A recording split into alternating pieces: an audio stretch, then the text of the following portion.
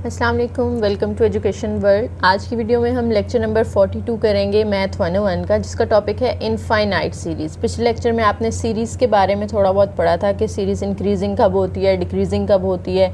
उसके अलावा हमने उसकी मोनोटोनिसिटी को डिस्कस किया था। अब यहाँ पे हमने ना इनफाइनाइट सीरीज़ को पढ़ना है कि ऐसी सीरीज़ जो कहीं भी स्टॉप नहीं होती, जिसकी हमें लास्ट जो टर्म है उसका पता नहीं होता कि ये कहाँ पे एंड हो रही है। तो infinite series is an expansion that can be written in the form. एक ऐसी एक्सपेंशन है या ऐसा एक सीरीज़ जो इनफाइनाइट होती है उसको हम इस फॉर्म में लिख सकते हैं। देखें, आपके पास एक सीरीज़ है जिसमें यू के है। अब यहाँ पे के जो है वो जनरल टर्म के लिए यूज़ हो रहा है, तो के की वैल्यू 1 से इन्फिनिटी तक जा रही है, तो इस के की जगह एक दफ़ा 1 पुट कर दें, u1 प्लस इस के की जगह 2 पुट कर दें, u2, और ये u3 u4 आगे चलता जाएगा और बीच में एक टर्म के भी आएगी u के, और इस तरह से आगे वो कंटिन्यू रहती है, यानी उसकी लास्ट टर्म हमें नहीं पता होती। और ये जो u1 u2 u3 हैं, ये सारे इन्हें हम क्या कहते हैं, टर्म्स ऑफ द सीरीज़। ये हमने पिछले लेक्चर के अंदर भी देखा था कि जो एलिमेंट्स इसके अंदर आ रहे होते हैं सीरीज़ के अंदर, उन्हें हम उनकी टर्म्स कहते हैं। अब यहाँ पे कहा जा रहा है कि to add infinitely many terms the is impossible, कि बहुत सारी जब इनफाइनाइटली टर्म्स आ जाती हैं ना तो उनको ऐड करना इम्पॉसिबल है। आपके पास 10 टर्म्स हैं, आप उनको ऐड कर सकते हैं, 20 हैं उनको ऐड कर सकते हैं, 100 हैं उनको ऐड कर सकते हैं, लेकिन जब इतनी ज़्यादा हो जाए कि आप उन्हें काउंट ही ना कर सकें टर्म्स को, तो फिर आप उनको ऐड नहीं कर सकते। जब आपको पता ही नहीं है कि वो हैं कितनी, तो फिर तो आप उनको ऐड नहीं कर सकते ना। तो यहाँ पर हम एक जो है वो अप्रॉक्सीमेशन के लिए एक चीज़ यूज़ करते हैं, जो आगे उन्होंने आपको यहाँ पर बता दी है एग्जाम्पल के अंदर। So we use formula by using limits, कि आप लिमिट्स वगैरह यूज़ करते हैं, लेकिन उससे पहले थोड़ा सा यहाँ पे हमें एक जो है वो चीज़ बताई गई है कि आपके पास अगर इस तरह की सीरीज़ आ रही है, 1 नंबर है 0.333 और ये कॉन्टीन्यू है, कि यानी इसके अंदर 3 आते जा रहे हैं, हमें नहीं पता ये कहाँ जाके स्टॉप होने वाला है। तो आप इसको क्या करें, छोटे पार्ट्स के अंदर डिवाइड कर लें, 0.3 अलग कर लें और 0.03 अलग कर लें, फिर दो ज़ीरो आगे लगा दें, यानी 0.003, और फिर ये 3 हटा देंगे तो 0.0003। इसी तरह से ये आगे चलती जाएंगी। यहाँ पे हमने कोई ज़ीरो नहीं लगाया पॉइंट के बाद, यहाँ पे 1 ज़ीरो लगाया, यहाँ पे 2 3, इसी तरह से 4 5, और ये वैल्यूज़ आगे चलती जाएंगी। तो इस तरह की वैल्यूज़ को अब देखें, अगर हम पॉइंट्स ख़त्म कर दें इनका, तो इसका पॉइंट ख़त्म करेंगे तो क्या रूल होता है पॉइंट ख़त्म करने का। पॉइंट ख़त्म करते हैं, उसके नीचे 1 आता है, तो ये 3/10 आ जाएगा। पॉइंट ख़त्म करेंगे, उसके नीचे 1 आएगा, और पॉइंट के बाद 2 नंबर्स हैं तो 2 ज़ीरो आएंगे, 100 आ जाएगा। इसका पॉइंट ख़त्म करेंगे तो यहाँ पॉइंट के नीचे 1, और पॉइंट के बाद क्योंकि 3 वैल्यूज़ आ रही हैं तो 1000, तो 1000 को हम 10 पावर 3 लिख सकते हैं, 100 को हम 10 पावर 2 लिख सकते हैं, और 10,000 जो होगा उसको हम 10 पावर 4 लिख सकते हैं। इस तरह से आगे सीक्वेंस चलती जाएगी, 10 पावर 5 10 पावर 6 नीचे आता जाएगा। ऊपर सब में क्या आ रहा है, 3 आ रहा है। अब यहाँ पे हमने अगर सम फाइंड करना है, पार्शियल सम इसे हम कहते हैं, कि हम कुछ टर्म्स का सम फाइंड करना चाहते हैं। आप फर्स्ट टर्म देखें, S1 एक ही टर्म का सम आएगा इसके अंदर, जो कि 3/10 है, जिसको पॉइंट्स में हम 0.3 कहेंगे। S2 का मतलब है कि 2 टर्म्स का आपने सम लेना है, 3/10 प्लस 3/10 का स्क्वायर। तो इनको पॉइंट्स में कन्वर्ट करें, ऐड करें तो ये आ जाता है। इसी तरह से 3 टर्म्स का अगर आपने सम लेना है तो ये 1 2 3 लिखेंगे हम, इनको आप पॉइंट्स में कन्वर्ट करके इनको ऐड कर लें। इसी तरह से SN जो होगा उसके लिए हम क्या करेंगे, 3 था ना तो 3 तक गए हैं, S2 था तो हम पावर 2 तक गए हैं, SN है तो हमने पावर n तक जाना है, 10 power 1 2 3 and so on up to 10 power n। इसको आप कहते हैं क्वेश्चन नंबर 1। अब आप क्या करें, इसके साथ लिमिट अप्लाई करते हैं, क्योंकि हमें n की वैल्यू तो नहीं पता ना, हमें n की वैल्यू यहाँ पे नहीं पता। ये इनफाइनाइट सीक्वेंस है या इनफाइनाइट सीरीज़ है। अच्छा, सीक्वेंस और सीरीज़ में भी आपने फ़र्क याद रखना है। जो सीक्वेंस होती है ना उसमें कॉमाज आ रहे होते हैं, जैसे 1, 2, 3, 4 इस तरह करके, और जो सीरीज़ होती है उसमें प्लस या माइनस आ रहा होता है। ठीक है, जो ऐड या सब्ट्रैक्ट करके लिखी होती हैं उन्हें हम कहते हैं सीरीज़, और जो कॉमाज के साथ होती हैं वो उसे हम कहते हैं सीक्वेंस। ये फ़र्क याद रखना है आपने। अच्छा जी, तो यहाँ पे मैं कह रही थी कि हमने दोनों साइड्स पे क्या करना है, लिमिट अप्लाई कर देनी है, जिसमें n इन्फिनिटी को अप्रोच कर रहा है, क्योंकि इनफाइनाइट सीरीज़ है। इस साइड पे भी लिमिट लगा दें, इस साइड पे भी लिमिट लगा दें। अब आप क्या करें कि ये जो आपके पास ऊपर ये फर्स्ट इक्वेशन थी, इसको आप 10 के साथ डिवाइड कर दें, सबको, सारी टर्म्स को। इसको 10 के साथ डिवाइड करेंगे, 1/10 SN आ जाएगा। इसको 10 के साथ डिवाइड करेंगे, 3/10, पहले एक 10 है तो 10 का स्क्वायर आ जाएगा, प्लस यहाँ पे 3/10 का क्यूब आ जाएगा, प्लस 3/10 पावर 4। इस तरह से ये आगे चलती जाएगी। और यहाँ पे 10 पावर n है ना, तो इसको जब आप 10 से मल्टीप्लाई करेंगे ना तो इसकी पावर कुछ नहीं है तो 1 होगी। जब बेसिस सेम है तो पावर्स ऐड हो जाएंगी, n+1 आ जाएगा। तो इक्वेशन 1 और 2 आ गई। अब आपने क्या करना है, सेकंड इक्वेशन और फर्स्ट इक्वेशन दोनों को माइनस कर देना है, ठीक है। फर्स्ट में से माइनस कर दें सेकंड वाली, तो वो Sn माइनस 1/10 Sn। कैसे, जो इसकी ये वाली लेफ्ट हैंड साइड है और इसकी लेफ्ट हैंड साइड है वो आपस में माइनस हो जाएंगी और राइट हैंड साइड्स आपस में माइनस हो जाएंगी। ये पहले की राइट हैंड साइड लिखी, माइनस लगा के दूसरी की जब लिखनी है तो अंदर सारे साइन चेंज हो जाएंगे, पहले प्लस के थे अब माइनस के हो जाएंगे। अब यहाँ पे आप देखें तो ये जो प्लस 3/10 का स्क्वायर है ये इस माइनस के साथ कैंसिल हो जाएगा, ये प्लस का है ये माइनस के साथ कैंसिल हो जाएगा, इसी तरह से ये प्लस का है ये माइनस के साथ कैंसिल हो जाएगा, इनके बीच में आने वाली सारी टर्म्स भी कैंसिल हो जाएंगी। सिर्फ क्या बचेगा हमारे पास 3/10 बचेगा और यहाँ पे माइनस 3/10 पावर n+1 बचेगा, ठीक है। तो अब देखें यहाँ से 3 कॉमन आ रहा है और नीचे 10 भी कॉमन आ रहा है। कैसे कॉमन आ रहा है कि ये पावर 2 पावर्स ऐड हो रही है ना, तो हम इसको अलग अलग कर सकते हैं। 10 की पावर n अलग कर लें, 10 की पावर 1 अलग कर लें। तो यहाँ से आपने जो 10 की पावर 1 है वो कॉमन ले लिया तो अंदर सिर्फ 10 पावर n रह गया। और यहाँ पे इनका एलसीएम लें, एलसीएम इनका आ जाएगा जी 10 - 1 वो आ जाएगा 9/10 पावर n, ठीक है। अब यहाँ पे देखें तो ये जो इधर इनका भी एलसीएम ले लेना था हमने, Sn - 1/10 Sn है। तो यहाँ से Sn आपने कॉमन ले लिया, अंदर यहाँ पे 1 - 1/10 बचेगा, उनका एलसीएम लेके हमारे पास 9/10 आता है। ये 9/10 दूसरी साइड पे शिफ्ट करेंगे तो 10/9 हो जाएगा, 3/10 ऑलरेडी है हमारे पास और ये जो ब्रैकेट है वो एज इट इज़। अब यहाँ पे 10 और 10 तो हो गया कैंसिल, 3 × 3 = 9 होता है, तो 1/3 × 1 माइनस यहाँ पे इन्फिनिटी पुट कर दें n की लिमिट, तो 1/∞ आ जाएगा जो कि 0 बन जाता है। तो 1/3 1 से मल्टीप्लाई होकर आंसर 1/3 आ जाएगा, ठीक है। ये तो थोड़ा सा था कॉम्प्लिकेटेड, थोड़ा सा लंबा मेथड था। अब मैं आप लोगों को ना ज़रा अपने तरीके से करवाती हूँ, बिल्कुल शॉर्ट सा मेथड और बहुत आसान है। देखें जी, हमें शुरू में जो सीक्वेंस नंबर दिया गया था वो ये था, ठीक है। आपने इसको मतलब एक नंबर लेकर आना है, एक रैशनल नंबर में कन्वर्ट करना है 1/3 में, यानी फ्रैक्शन में कन्वर्ट करना है। तो क्या करें, आप इसको लेट कर लें कि ये x के इक्वल है, फिर आप यहाँ पे कहें कि मल्टीप्लाई बोथ साइड्स बाय, देखें पॉइंट के बाद एक ही नंबर ऐसा है जो रिपीट होता जा रहा है, ठीक है। तो इसको आपने ना 10 से मल्टीप्लाई करना है। अगर पॉइंट के बाद 2 नंबर रिपीट हो रहे होते हैं 16 16 16 16, तो हमने इसको 100 से मल्टीप्लाई करना था, ठीक है। जितने नंबर रिपीट हो रहे होते हैं उतने 0 लगा देते हैं 1 के साथ। तो यहाँ पे तो सिर्फ एक नंबर है ना, तो हमने 10 से मल्टीप्लाई कर दिया। इस साइड पे 10 से मल्टीप्लाई करेंगे 10x आ जाएगा, इस साइड पे 10 से मल्टीप्लाई करेंगे तो पॉइंट एक नंबर आगे मूव कर जाएगा 3.333 और ये इस तरह से चलता जा रहा है। इसको कहते हैं इक्वेशन 1 और इसको कहते हैं 2। अब आप क्या करें कि सेकेंड में से ना माइनस कर दें फर्स्ट इक्वेशन को। जब आप माइनस करेंगे लेफ्ट हैंड साइड्स आपस में माइनस हो जाएंगी और राइट हैंड साइड्स आपस में माइनस हो जाएंगी, -0.333 और ये इस तरह से चल रही है टर्म्स। 10 - 1 करेंगे तो 9x आ जाएगा। यहाँ पे इनको जब माइनस करेंगे ना तो सिर्फ 3 बचेगा, क्योंकि पॉइंट के बाद वाली वैल्यूज़ तो सेम है, वो सारी माइनस होकर 0 हो जाएंगी। अब x के साथ 9 मल्टीप्लाई हो रहा है, यहाँ आके डिवाइड होगा, कटिंग कर लें तो हमारे पास x की वैल्यू 1/3 आ गई, ठीक है। बिल्कुल देखें शॉर्ट सा बहुत इजी सा मेथड है, तो आप ये भी अप्लाई कर सकते हैं क्योंकि मेथड पे कोई रिस्ट्रिक्शन नहीं होती। आप अपनी मर्जी से जो भी मेथड अप्लाई करना चाहें कर सकते हैं, अनटिल आपको रिस्ट्रिक्शन लगाई ना जाए स्टेटमेंट के अंदर, ठीक है। जब तक स्टेटमेंट में कहा जाता है ना कि आपने इस मेथड से सॉल्व करना है, फिर आपको वही करना पड़ता है, उसी के मार्क्स मिलते हैं। अदरवाइज़ आप अपनी मर्जी से कोई भी मेथड यूज़ कर सकते हैं, ठीक है। तो ये मैंने आपके सामने कर दिया, सिर्फ आपने उसको लेट किया, 10 से मल्टीप्लाई किया, दोनों को माइनस करके, और आपने जल्दी से क्विकली, ये बहुत जल्दी आपका हो जाएगा, शॉर्ट सा क्वेश्चन है। अच्छा जी, डेफिनेशन है आगे एक, let Sn be a sequence of partial sums, कि आपके पास पार्शियल सम है। पार्शियल सम कैसे होते हैं, जैसे पीछे अभी हमने निकाले थे ना पार्शियल सम, यहाँ पे ये देखें S1 S2 S3, यानी कुछ टर्म्स आप बीच में से कुछ पार्ट उठा के उनका सम ले लें तो उसे हम कहते हैं पार्शियल सम। तो यहाँ पे कह रहे हैं कि अगर आप पार्शियल सम लेते हैं एक सीक्वेंस का, तो सीक्वेंस कन्वर्ज करती है S की तरफ, it is said to be convergent and sum is equal to this, कि अगर तो सीक्वेंस कन्वर्ज कर रही हो तो हम उसका सम फाइंड कर सकते हैं, ठीक है। और अगर सीक्वेंस डाइवर्ज कर रही हो तो फिर हम उसका सम फाइंड नहीं कर सकते। अगर सीक्वेंस कन्वर्ज कर रही है तो उसे हम कन्वर्जेंट सीक्वेंस कहते हैं और उसका सम फाइंड किया जा सकता है, क्योंकि हमने पिछले लेक्चर में भी देखा था वो एक वेल डिफाइंड आंसर आता है ना।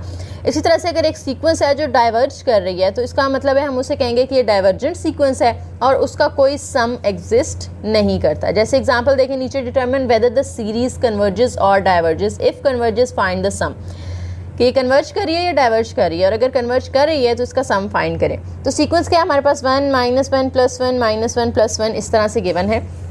तो देखें जी, इसका पहले हम पार्शियल सम निकाल के देख लेते हैं। S1 निकालेंगे तो सिर्फ फर्स्ट टर्म का आएगा, यहाँ मैं आपके सामने ये रख देती हूँ। देखें जी, क्वेश्चन ये है हमारा, S1 जब हम निकालेंगे तो फर्स्ट टर्म का सम आएगा जो कि 1 है। S2 निकालेंगे तो ये 2 टर्म्स हमें लेनी पड़ेंगी, उनका सम 1 -1 0 आ जाएगा। S3 के लिए हमें 3 टर्म्स लेनी पड़ेंगी, वो 3 लिखी हमने, -1 +1 से कैंसिल होकर सिर्फ +1 आंसर आ जाएगा।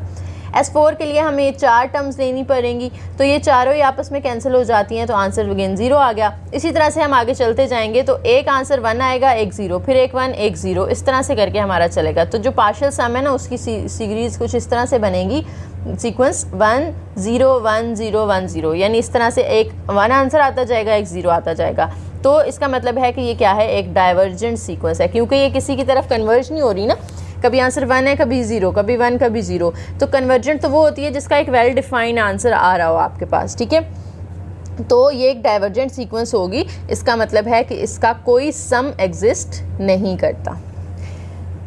उसके बाद है जी ज्योमेट्रिक सीरीज किसे कहते हैं। Geometric series is one of the form a + AR + AR² plus up to ARk-1, ये इसकी केथ टर्म है। और ज्योमेट्रिक सीरीज़ आपको पता होना चाहिए क्या होती है, जिसमें ना आप सेकंड को फर्स्ट पे डिवाइड करें तो आंसर आपका सेम आना चाहिए। सेकंड को फर्स्ट पे डिवाइड करें, थर्ड को सेकंड पे डिवाइड करें, आंसर सेम हो। जैसे मैं आपको कहती हूँ कि हमारे पास है सीरीज़ 2 4, यहाँ पे आ जाता है जी 8, इसी तरह से हम कह देते हैं, इस तरह से मतलब आगे सीरीज़ चल रही हैं। तो आप देखें सेकंड को फर्स्ट पे डिवाइड करें 4/2, इसी तरह से इसको इस पे डिवाइड करें 8/4, तो इसका भी आंसर 2 आया, इसका भी आंसर 2 आया। तो दोनों की ये जो रेशियो है वो सेम आ रही है ना, इसका मतलब है ये एक ज्योमेट्रिक सीक्वेंस है, ठीक है। या अगर यहाँ पे प्लस के साइन होंगे तो हम कहेंगे कि ज्योमेट्रिक सीरीज़ है, और अगर कॉमर्स के साइन होंगे तो ज्योमेट्रिक सीक्वेंस है। तो बेसिकली ज्योमेट्रिक सीरीज़ क्या होती है कि जिसमें ना आप एक नंबर होता है R, जैसे यहाँ पे R हमारे पास 2 आ रहा है, रेशियो उसकी 2 आ रही है, तो पहले नंबर से आप उस रेशो को यानी 2 को मल्टीप्लाई करते हैं तो अगला नंबर आ जाता है, फिर उससे 2 को मल्टीप्लाई करेंगे उससे अगला नंबर आ जाएगा, उससे 2 को मल्टीप्लाई करेंगे तो उससे अगला नंबर आ जाएगा। इस तरह से ये चलती है ज्योमेट्रिक सीक्वेंस। तो यहाँ पे भी आपसे यही कहा जा रहा है कि अगर फर्स्ट नंबर A है ना आपका, तो उसके साथ आपने R मल्टीप्लाई कर देना है जो रेशो आ रही होगी। जैसे यहाँ पे हमारी रेशो 2 आ रही थी तो AR हो गया, AR के साथ दोबारा से R मल्टीप्लाई कर दें तो AR² हो जाएगा, फिर R मल्टीप्लाई करेंगे तो यहाँ पे AR³ आ जाएगा, और इस तरह से ये चलता जाता है ARk-1। k-1 का मतलब क्या है, सेकेंड टर्म थी तो उसकी पावर 1 थी, थर्ड टर्म है तो उसकी पावर 2 है, फोर्थ टर्म है तो उसकी पावर 3 है, तो केथ टर्म होगी तो उसकी पावर एक कम होगी ना, k-1। अच्छा जी, यहाँ पे कह रहे हैं कि each term is obtained by multiplying the previous one by a constant number r।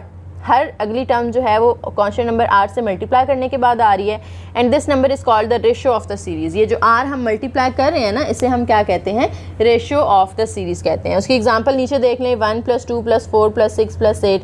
तो आप क्या करें कि इनको 1 को उन्होंने 2 से मल्टीप्लाई किया ना तो 2 आया, 2 को 2 से मल्टीप्लाई किया तो 4 आ गया, ठीक है। इस तरह से आगे चलती जा रही है सीक्वेंस। और यहाँ पे भी देखें 1 + 1 + 1 + 1 + 1, तो ये सीरीज़ आगे जा रही है। अब यहाँ पे देखें ये भी क्या है, एक ज्योमेट्रिक सीरीज़ है, क्योंकि आप सेकंड को जब फर्स्ट पे डिवाइड करेंगे ना तो आंसर जो आ रहा है, थर्ड को सेकंड पे डिवाइड करेंगे तो भी वही आंसर आएगा, ठीक है। तो ये भी एक ज्योमेट्रिक सीक्वेंस है, सीरीज़ है, सॉरी, क्योंकि प्लस लगा हुआ है दरमियान में।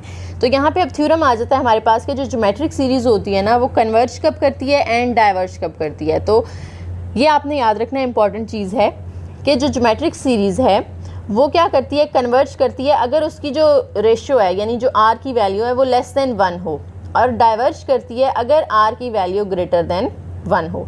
और अगर वो कन्वर्ज कर रही है तो हम उसका सम फाइंड कर सकते हैं, अगर वो डाइवर्ज कर रही है तो हम उसका सम फाइंड नहीं कर सकते, ठीक है। और जब हम उसका सम फाइंड करते हैं तो सम का फॉर्मूला होता है S = A/1 - R। ये फॉर्मूला आपने याद रखना है। एग्जाम्पल करते हैं। एग्जाम्पल में आपको एक सीरीज़ दी हुई है, कहा है कि ज्योमेट्रिक सीरीज़ है, सम ऑफ इट, इसका सम फाइंड करें अगर ये कन्वर्ज करती है तो पहले तो हमें फाइंड करना पड़ेगा ना कि क्या ये कन्वर्ज करती है या डाइवर्ज करती है। अगर तो ये डाइवर्ज करती है तो हम इसका सम फाइंड नहीं कर सकते, तो हम देखते हैं कि ये कन्वर्ज करती है या नहीं करती। तो कैसे पता चलता है, हमने आर की वैल्यू निकालनी है ना, तो आर की वैल्यू कैसे आती है, सेकेंड टर्म को फर्स्ट पे आपने डिवाइड कर देना है, यानी सेकेंड टर्म जो है 5/4 डिवाइड करना है आपने उसको किसके साथ, 5 के साथ। इस तरह से ओवर 5 भी लिख सकते हैं, इस तरह से भी लिख सकते हैं, ठीक है। तो मैंने आसानी के लिए सामने लिख दिया डिवाइडेड बाय 5।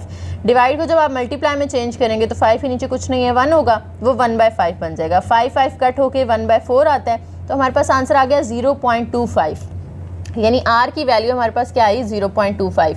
और 0.25 क्योंकि 1 से छोटा होता है, तो अभी हमने पीछे पढ़ा था कि अगर आर की वैल्यू लेस देन 1 हो, अगर आर की वैल्यू लेस देन 1 हो तो सीरीज़ कन्वर्ज करती है, और डाइवर्ज कब करती है, अगर ग्रेटर देन 1 हो या 1 के इक्वल आ जाए।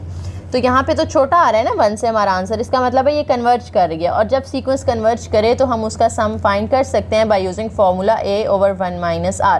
तो a फर्स्ट टर्म होती है, फर्स्ट टर्म यहाँ पे हमारे पास 5 है, a की जगह 5 आ जाएगा, ओवर नीचे 1 माइनस इस r की जगह, ये r की जो वैल्यू हमने यहाँ पे निकाली थी ना 1/4, वो पुट करेंगे। पॉइंट्स में सिर्फ हमने उसे इसलिए कन्वर्ट किया था ताकि हमें पता चले कि वो 1 से छोटी है या बड़ी है। पुट आपने यही वाली वैल्यू करनी है। तो 1/4, इनका नीचे एलसीएम ले लें, 4 - 1/4, ये 4 यहाँ डिवाइड हो रहा है, ऊपर जाके 5 के साथ मल्टीप्लाई हो जाएगा, 5 4 = 20, नीचे 4 - 1 जो है वो क्या आ जाएगा, 3। तो ये हमने इसका सम फाइंड कर लिया। ये तो थी ज्योमेट्रिक सीरीज़। इसी तरह से अगर आपके पास आ जाती है हार्मोनिक सीरीज़, और हार्मोनिक सीरीज़ किस टाइप की होती है, 1/k फॉर्म, यानी 1 है, k की जगह 1/2 पुट कर दें, k की जगह 3 पुट कर दें, k की जगह 4 पुट कर दें, तो यानी जिसमें ओवर के नीचे 1 2 3 या k की कोई भी वैल्यू आ रही है उसे हम कहते हैं हार्मोनिक सीरीज़। और हार्मोनिक सीरीज़ जो है वो कन्वर्ज कब करती है, ये जो आपके सामने लिखी हुई है सीरीज़, ये कन्वर्ज कर रही है because every next term is smaller than previous but actually it diverge.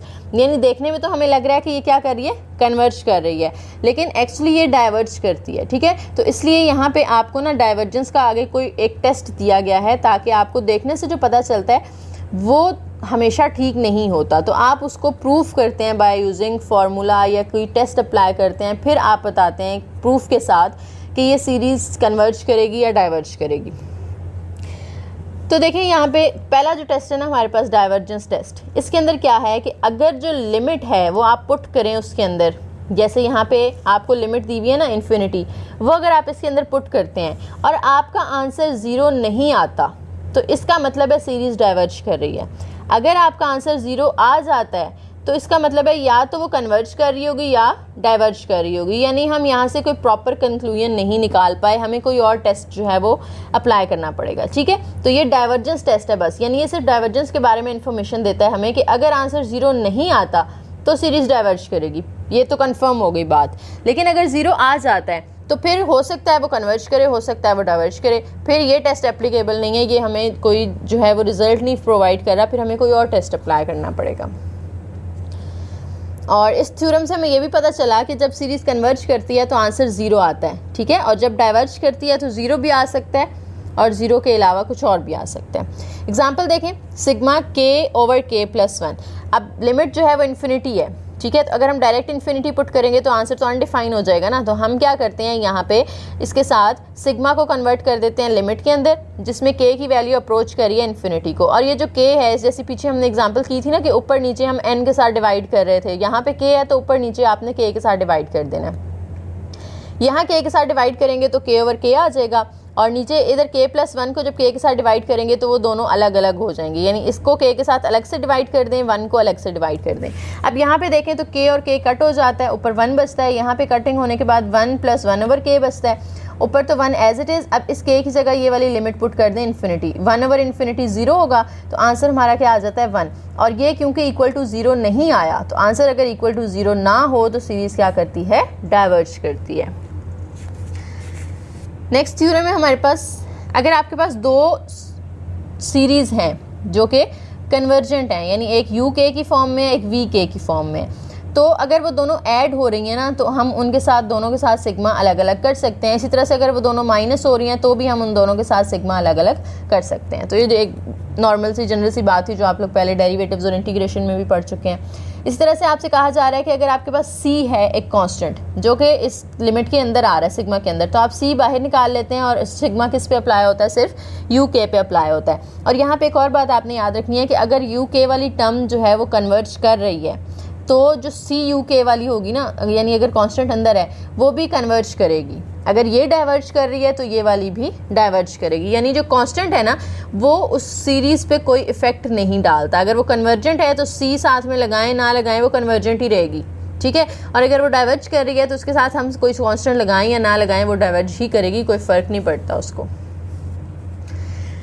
उसके बाद लास्ट सी पॉइंट है यहाँ पे हमारे पास, कन्वर्जेंस और divergence is unaffected by deleting a finite number of terms from a series. कि अगर आपके पास एक सीरीज़ है, आप उसमें से ना कुछ टर्म्स डिलीट कर देते हैं, यानी आपको उसको सॉल्व करने में थोड़ा मसला हो रहा था तो आपने क्या किया कि उसकी जो कुछ टर्म्स थी ना वो आपने डिलीट कर दी बीच में से, लेकिन वो ज़्यादा नहीं होनी चाहिए। फाइनाइट का मतलब ये है कि थोड़ी सी होनी चाहिए।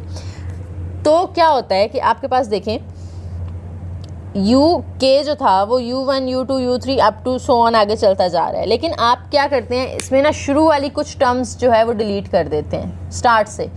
तो आगे हमें यहाँ नहीं पता कौन सी टर्म है तो हमने उसको K कह दिया, उससे अगली जो होगी वो K+1 होगी, उससे अगली जो होगी वो K+2 होगी। इस तरह से वो सीक्वेंस आगे चलती जा रही है। तो जो अगर इसकी टेंडेंसी थी ना, यानी अगर ये कन्वर्जेंट थी तो ये भी कन्वर्जेंट होगी, अगर ये डाइवर्जेंट थी तो ये भी डाइवर्जेंट होगी। डिलीट करने से कोई फ़र्क नहीं पड़ता।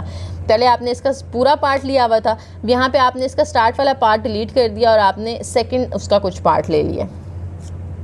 एग्जांपल देखें, find sum of the series sigma 3/4 power k minus 2/5 power k minus 1। तो यहाँ पे देखें आप ना सिग्मा दोनों के साथ अलग अलग कर लेंगे। अभी हमने पीछे प्रॉपर्टी पढ़ी है ना कि आप क्या करते हैं, दोनों के साथ सिग्मा अलग अलग कर लेते हैं।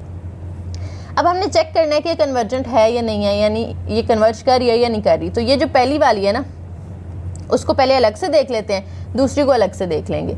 तो पहली देखें यहाँ पे हमारे पास इसकी कन्वर्जेंस चेक करने के लिए हमें क्या करना पड़ेगा, ये जो 4 है ना इस पर लिमिट अप्लाई कर दें। 4 पार k है तो k की वैल्यू 1 पुट कर दें, यहाँ पे 1 आ जाएगा। इसकी वैल्यू 2 पुट करें, यहाँ 2 आ जाएगा। इसकी वैल्यू 3 पुट करेंगे, 3 आ जाएगा। और ये इस तरह से चलती जा रही है। अब हम इनकी ले लेते हैं कॉमन रेशो। तो रेशो कैसे लेते हैं, सेकेंड टर्म को आपने फर्स्ट टर्म पे डिवाइड कर देना है। तो सेकेंड टर्म हमारे पास 3/4 का स्क्वायर है, उसको आपने डिवाइड कर देना है फर्स्ट टर्म के साथ, यानी 3/4 के साथ। डिवाइड को जब आप मल्टीप्लाई में चेंज करते हैं तो इसका रेसिप्रोकल आ जाता है, 3/4 कन्वर्ट हो जाएगा 4/3 के अंदर। यहाँ से 3 कैंसिल हो गया, 4 भी 1 के साथ कैंसिल हो जाएगा, तो 1/4 बचा जो कि क्या है, लेस देन 1 है। तो लेस देन 1 हो अगर तो हम कहते हैं कि वो कन्वर्ज कर रही है। इसी तरह से अब दूसरे पार्ट को देख लेते हैं। जो दूसरा पार्ट था हमारा उसमें देखें k की वैल्यू यहाँ पे 1 पुट करेंगे, 1 - 1 5 पार 0 हो जाएगा। फिर k की वैल्यू 2 पुट करें तो 2 - 1 1 आ जाएगा, 3 - 1 2 आ जाएगा और 4 - 1 3 आ जाएगा। इस तरह से चलती जाएंगी। और ऊपर 2 था तो वो सबके साथ 2 वैसे ही रहेगा। अब इनकी भी कॉमन रेशो ले लेते हैं। सेकंड टर्म को आपने फर्स्ट पे डिवाइड करना है। सेकंड है 2/5, डिवाइड करना है उसको आपने फर्स्ट पे।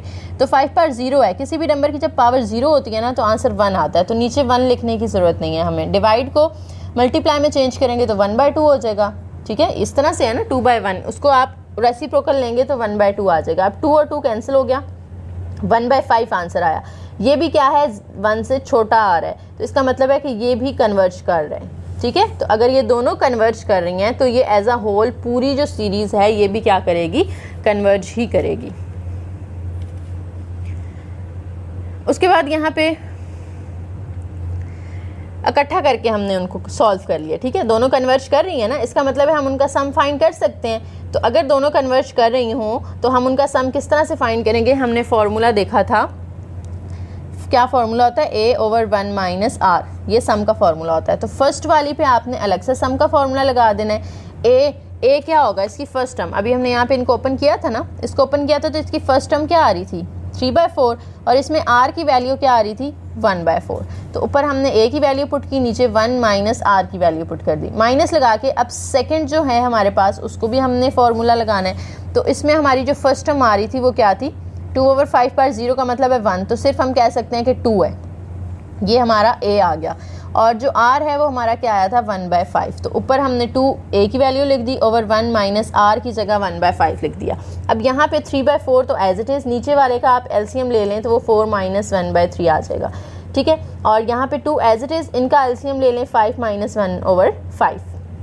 अब ये 3/4 एज इट इज़, ये ऊपर जाके मल्टीप्लाई होगा तो रेसिप्रोकल हो जाएगा, क्योंकि यहाँ तो डिवाइड हो रहा है ना, मल्टीप्लाई में करेंगे तो 4/4 -1, तो 4 - 1 3 होता है, तो 4/3 आ जाएगा। 4 और 4 कट हो गया, 3 और 3 भी कट हो गया, तो यहाँ क्या रह गया 1। इस तरफ आ जाएं तो 5 ऊपर जाके 2 के साथ मल्टीप्लाई हो जाएगा, तो वो हो जाएगा 2 × और 5/, नीचे यहाँ पे क्या आ जाएगा 4। अब 2 और 2 कट हो जाएगा तो 5/2 आंसर आ गया। इनका अब आप एलसीएम ले लें, 2 - 5 आंसर हमारे पास आ जाता है -3/2। तो ये हमने इन दोनों का सम फाइंड कर लिया। अच्छा जी, इसके बाद डाइवर्जेंस टेस्ट तो हमने देख लिया। अब हमारे पास यहाँ पे एक और टेस्ट आता है जिसे हम कहते हैं इंटीग्रल टेस्ट। इंटीग्रल टेस्ट क्या होता है कि आपके पास अगर एक सीक्वेंस है यू के और सीरीज़ है सॉरी विद पॉजिटिव टर्म्स, और उसके अंदर एक फंक्शन f(x) अगर हम डिफ़ाइन कर सकते हैं इस तरह से कि आप k की सारी वैल्यूज़ को ना x के साथ रिप्लेस कर दें, ठीक है। जैसे यहाँ पे देखें, आपको एक यू के की फॉर्म में दिया हुआ है फंक्शन, तो आप उस k की वैल्यू को x के फंक्शन के साथ रिप्लेस कर दें, और जो इस सिग्मा है उसको आप इंटीग्रेशन में चेंज कर दें। लिमिट्स जो हैं 1 से इन्फिनिटी तक हैं, तो 1 की जगह आप अल्फ़ा लिख दें, क्योंकि कोई भी वैल्यू हो सकती है, और ऊपर वाली वैल्यू इन्फिनिटी है। और इंटीग्रेशन जब भी आती है साथ में dx आता है, और इंटरवल भी हमने यहाँ पे बता दिया a से इन्फिनिटी तक। अब यहाँ पे वो कह रहे हैं कि अगर ये कन्वर्ज करेगा ना तो इंटीग्रल भी कन्वर्ज करेगा। अगर ये सीरीज़ डाइवर्ज कर रही है तो उसका इंटीग्रल भी डाइवर्ज करेगा। दोनों का सेम बिहेवियर होता है। इंटीग्रल जो है वो रिप्रेजेंट करता है कॉन्टिन्यूस फिनोमेना को, एंड समेशन जो है वो रिप्रेजेंट करता है डिस्क्रीट वन को, डिस्क्रीट फिनोमेना को। यानी कॉन्टिन्यूस और डिस्क्रीट होता क्या है बेसिकली? कॉन्टिन्यूस वो है जिसको आप देखें ना, अगर आप उसका ग्राफ ड्रॉ कर रहे हैं तो आपको कहीं पे पेन उठाना नहीं पड़ रहा, इसका मतलब है कि वो ब्रेक नहीं हो रहा, कॉन्टिन्यूस है। डिस्क्रीट का मतलब इसके ऑपोजिट आ जाता है कि जिसमें ना कुछ ब्रेक्स आ जाते हैं। तो डिस्क्रीट समेशन जो है वो डिस्क्रीट डाटा को शो करता है, जबकि इंटीग्रल जो है वो कॉन्टिन्यूस फिनोमेना को शो करता है। एक और एग्जांपल है यहाँ पे इंटीग्रल टेस्ट से रिलेटेड कि आपने ये नीचे जो सीरीज़ दी हुई है, आपने बताना है कि कन्वर्ज कर रही है या डाइवर्ज कर रही है, और क्या कौन सा टेस्ट यूज़ करना है? इंटीग्रल टेस्ट यूज़ करना है।